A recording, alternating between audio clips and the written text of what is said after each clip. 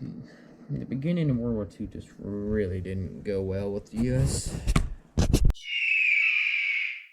Hello, today we're going to talk about the attack on Pearl Harbor. So if you guys enjoyed this video, please go down there, like, subscribe, ring the notification bell, and let's get to it. So during World War II, as tensions between the United States and Japan increased, Franklin D. Roosevelt ordered the Pacific Fleet to transfer from its home port in San Diego, California to Pearl Harbor, Hawaii. It was a fateful decision for all parties concerned, the United States, Japan, and Hawaii itself.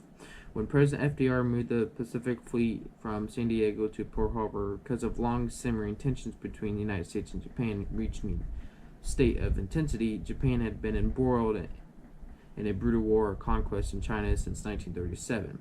It had overrun much of North China as well as most of the port cities along China's coastline. The Japanese army was badly overstretched. However, it could neither protect its supply lines to the rear nor effectively control its territories that it had occupied in the first place.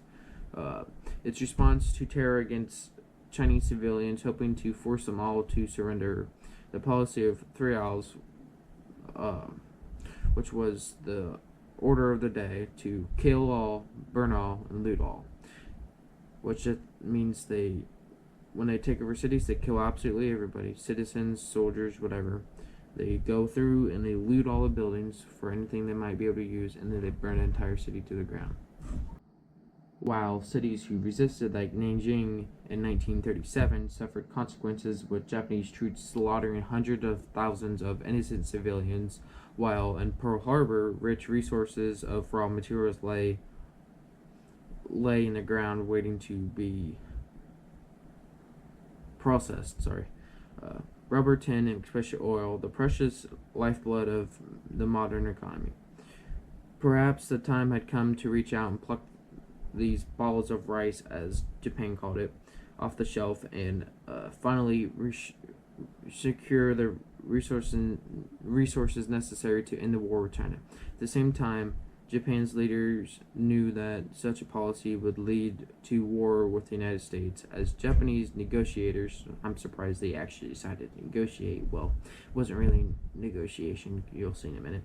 Came to Washington for talks with the U.S. Secretary of State, Cordell Hull, in late 1941.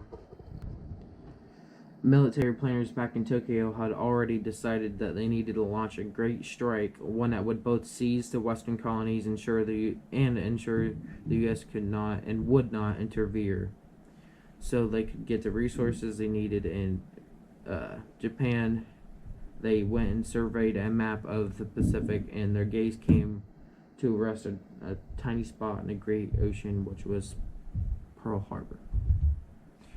With Pearl Harbor being such a great gamble for Japan, especially for the Imperial Japanese Navy, it was also a piece of skilled military planning.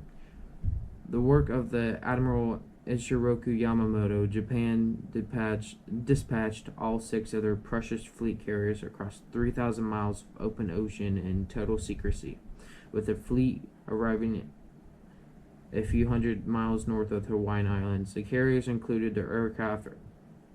Early on Sunday morning, U.S. forces were completely unprepared because it was Sunday. Most of them were off. By off, I just mean not working or not on guard. In less than 90 minutes, Japanese planes destroyed or damaged 19 U.S. warships, 300 aircraft, and killed over 2,400 U.S. servicemen, just military men. Almost half of the dead were crewmen from the battleship USS Arizona, which sank within minutes after a bomb struck its forward magazine, igniting more than 1 million pounds of ammunition. The ship's remains lie still in the waters of Pearl Harbor, a constant memorial to the terrible morning.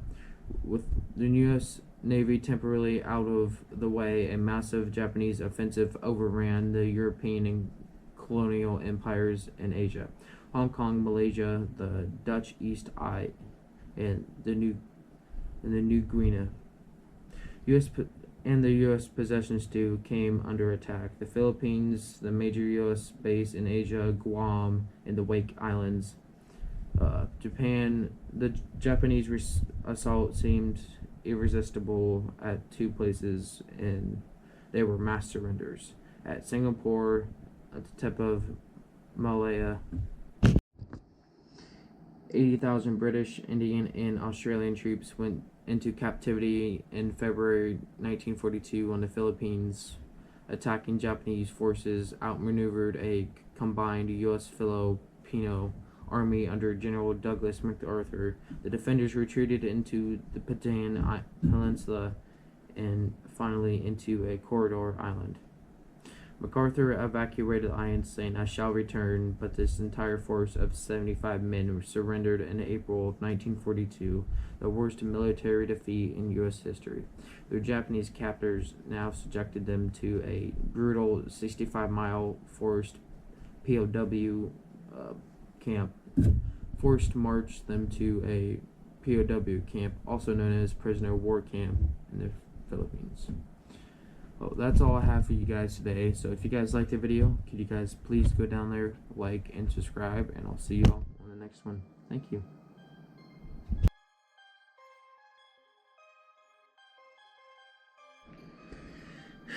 Great, now Japan's bombing places.